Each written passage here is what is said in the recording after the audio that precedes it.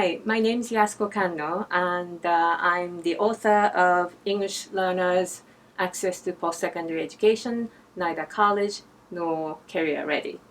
And I'm also Associate Professor and the Department Chair of Language and Literacy Education at BU Wheelock.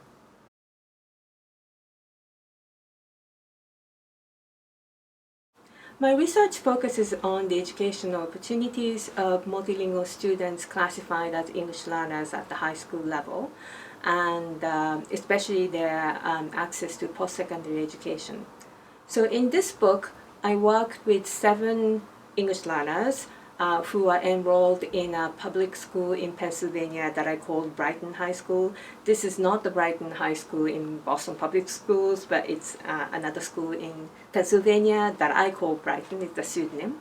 And I worked with 7 Ls for the course of 3 years, starting from their 11th grade till the end of their graduation, to see how they negotiated their transition from high school to post-secondary education.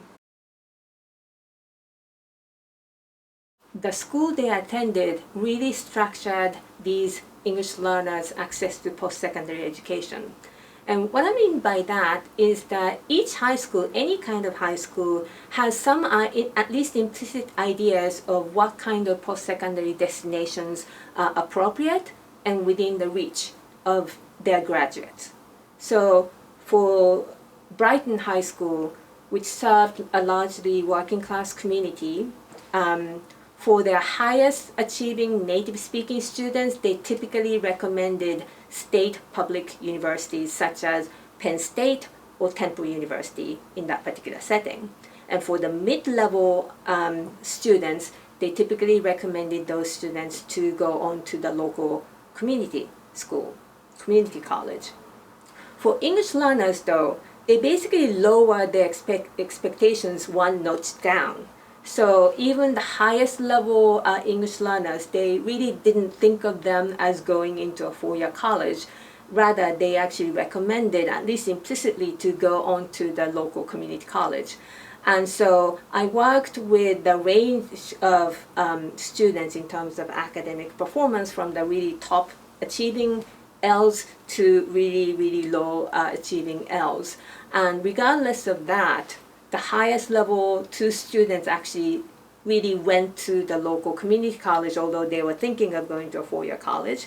And they actually went to a local community college without even applying to a single 4-year college. And that, I think, is really a function of how the school viewed these students and what kind of post-secondary destinations that the school viewed as appropriate for these Ls.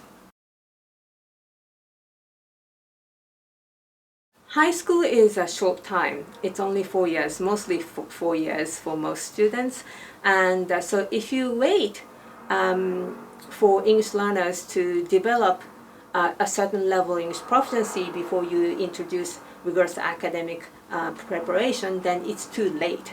Really, the English instruction, English language instruction, and an academic content instruction really have to happen in tandem, in interaction with each other. And you have to embed the language instruction and language support into rigorous academic instruction.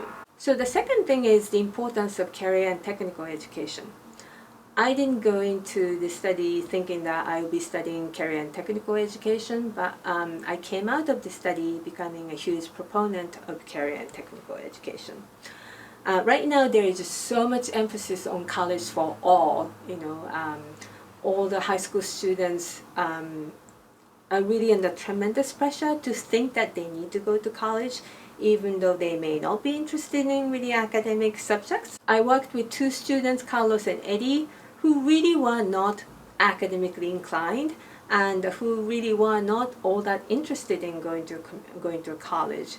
And even then, they initially thought that they wanted to go to a community college, but they didn't. And they were really low achieving students, and then we were all worried about them maybe dropping out at every turn. But they had other talents. Eddie wanted to become a car mechanic.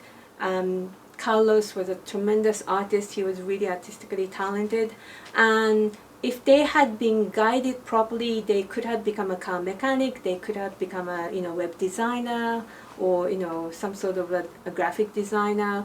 But these options were not presented to them.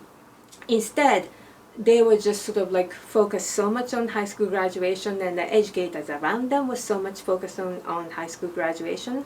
So they were given essentially zero guidance on how to pursue their life after high school and how to find any kind of career.